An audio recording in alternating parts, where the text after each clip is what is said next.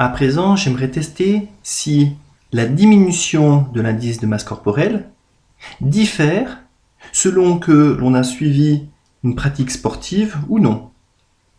Donc cette diminution, elle va être notée, évaluée grâce à la variable delta IMC. Donc l'idée, c'est de comparer ce delta IMC dans les deux groupes. Pour ça, nous allons faire à nouveau un test de T2 de student. Donc analyse, je me rends sur test d'hypothèse, mine, moyenne, T2.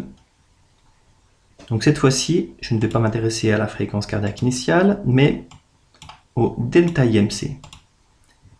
Non pas entre filles et garçons, mais selon la pratique sportive. Et je valide.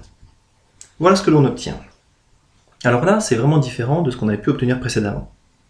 On voit à l'œil nu que chez les individus ayant une pratique sportive, ici, la diminution de l'IMC, elle est plus importante, elle est de moins 5, que dans le groupe n'ayant pas eu de pratique sportive. Dans le groupe n'ayant pas eu de pratique sportive, il y a une petite diminution, mais elle est plus faible.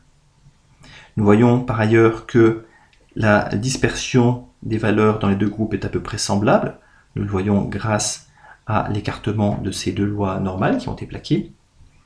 Maintenant, reste à voir si cette intuition que l'on a visuellement, elle se confirme par le calcul du test T2. Donc, je vais me rendre ici et je regarde ce qu'on obtient. Donc, nous avons nos deux groupes, donc plus de 30 individus, pas de problème. Les moyennes de diminution, donc une diminution de 2,37 dans le premier groupe et de 6,21 dans l'autre.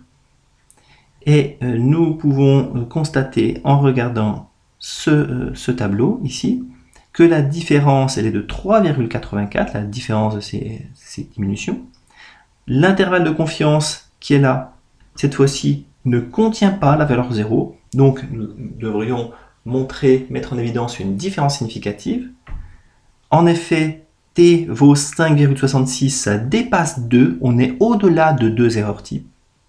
Et le p-value associé est très faible.